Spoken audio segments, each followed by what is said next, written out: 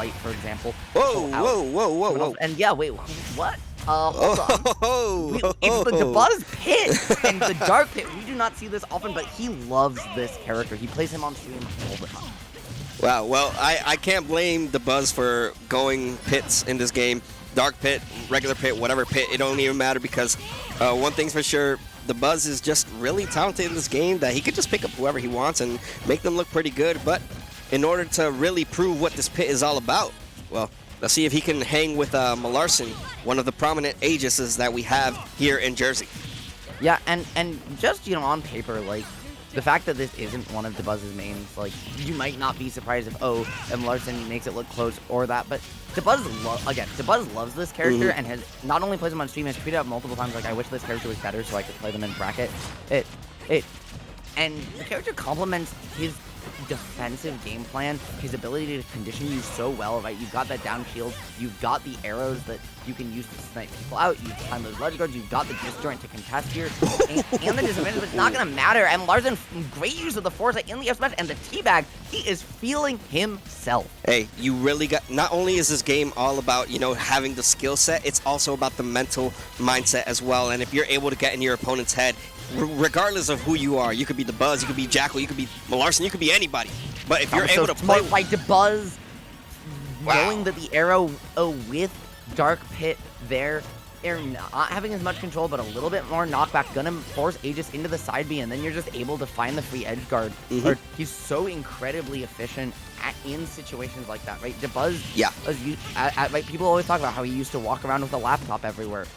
This man is an encyclopedia of knowledge, is one of the most efficient players at finding optimal situations anywhere, and we're seeing it so far in this game one. Oh yeah, and even then, like, this game is very even. Mlarcin doing a really good job just making sure that, you know, if Dabuz is gonna try to take Fusion 134, he's gonna have a big testament, and that testament is this Aegis who is putting in the work and maintaining this lead.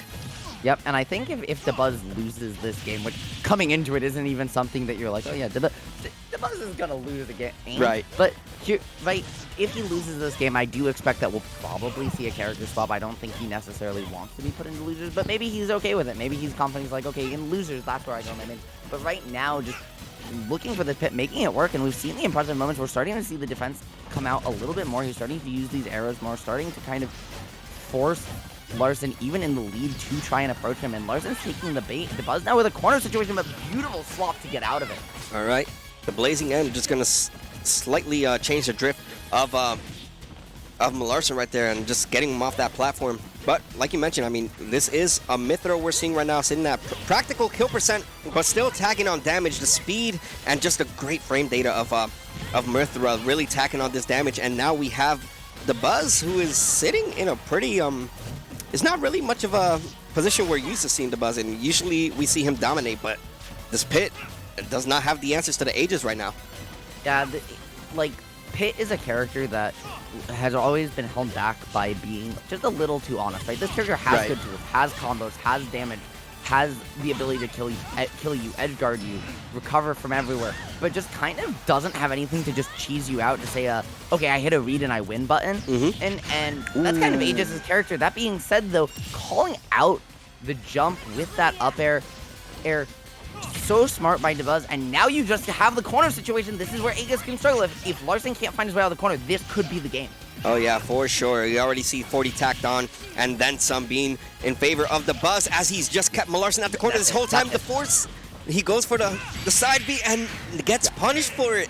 Wow. And you saw what happened there is you saw Mlarcin recognize the situation, right? He was like, oh god, I'm in the corner against Dabuz. What do I do? And you just saw him start 3-4 times in a row there. He would recover high, and then he would air dodge it. And every time Dabuz caught his air dodge, caught his attack, and just stood there, did nothing, and forced Mlarcin to pick an option, ledge trapped on reaction, caught his air dodges with grabs, put him back off stage, and just kept it going. And that was a 0 to death situation pretty much. Yeah, and it's unfortunate.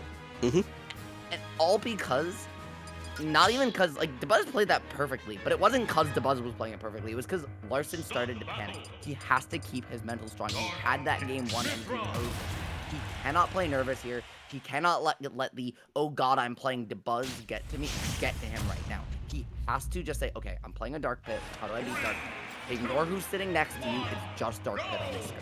Yeah, and I really feel like, despite everything, Mlarcin played that game 1 almost to perfection. He did everything correctly. It just came down to about the fact that when he was at disadvantage, Dabuz went full on control, literally went maximum overdrive, and ran away with that game 1. So nothing to be disappointed about if you're Mlarcin. You definitely have an idea of how to go about fighting Dark Pit, but we also got to keep in mind, Dark Pit may be an unfamiliar character despite us having representation from Luminous as one of our prominent pit mains here. Yeah, no, you've got a few pits in the Northeast. You've also got a Skink in Connecticut, formerly in Tri-State. He was in Pennsylvania for a while as well. Very good pit and Dark Pit player as well. So, you do have some representation for this character historically, but the matchup check coming in, and Mlarcin getting a little nervous, not realizing that there's armor there and trying to contest it, going to result in the early stall.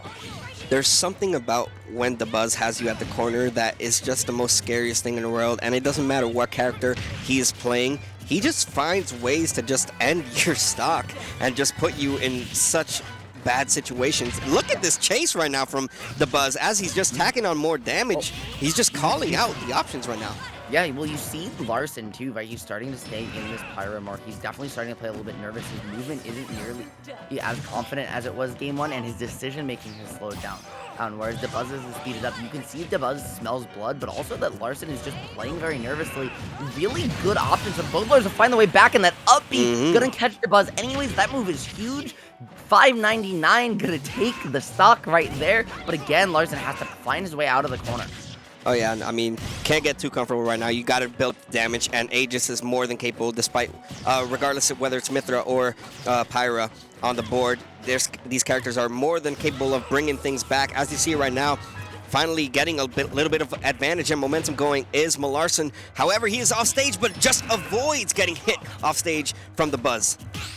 Yeah, no, really good stuff, and great parry there as well, forcing Dabuz into a little bit of an overextension, something we don't see from him very often.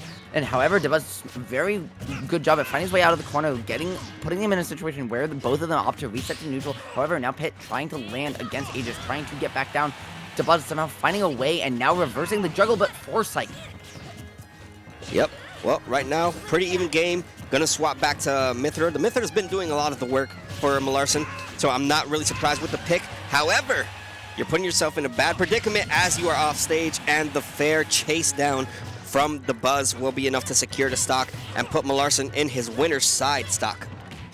Yeah, no, very good stuff here. Now Mlarcin just finding the jab, opting for the damage, recognizing his win condition here is to try and keep Dabuz out of stage control, out of playing neutral, trying to make sure that the only time Mlarcin's in the corner is when he has control over it. But that's going to be an overextension, and Dabuz does not let you get away from those for free. The corner again, and this is where Mlarcin has to be scared.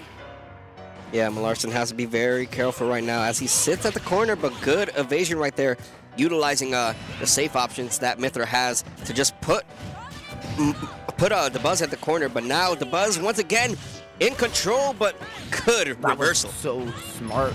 Or it's so scary to have to go out there, and the untackable coming out, forcing that ceiling tech into the wall tech. The miss ceiling, you can't ceiling tech, you can't wall tech, you're just dead. And just like that, this game is pretty much even, only 20% between these two. Ooh. This very much could still be either player's game, and really good mental from Mlarcin to overcome these nerves, bring this game back. But even then, he still has to find his way back to stage. And you can't get too overcommittal right now. With these up smashes, with these upbeats, it's already kind of expected from Dabuz as he's able to get the catch with the fair and just end the game, end the set, and put himself on to winner's side top 8. And Dabuz has been conditioning that the whole set. Yeah. You saw a lot of switches from Mlarcin in defense, and as soon as Dabuz recognized those, there were some very good ones. You saw Mlarcin start to get away with a couple questionable ones. You saw him start to get switches come out to avoid things Dabuz maybe could have punished, but lets them come out, and then at the end, when it matters, he throws out an arrow on purpose, recognizing I'm either gonna get a switch. I'm probably gonna get a switch here. And the second he he sees the arrow not hit, the second he doesn't hear that sound effect, he says, okay, you're dead. Because you're stuck in this end lag, I can just jump off, I can ferry you, there's literally nothing you can do. Really, really heads up play from, you know, one of the smartest players in Smash, one of the most fundiest, most players out there in terms of just conditioning you, playing patient, defensive gameplay. And there's a reason that Dabuz has been a top player for, what, 15 years now? Yeah. Something like that. I mean, Dabuz is just one of a kind. Definitely one of the best players around the world in almost every game that's come out for Smash. Yeah. But, you know, good stuff to him. I think he's been a competitive, I think he has been a top player since Brawl. Since I was in elementary school. Literally since I was like a third grader. I was in elementary school by as the way, well. But yeah, I was gonna say I think I was literally a third grader when Dabuz was first broke into Smash as a top player. He has been a constant in Smash, not just in terms of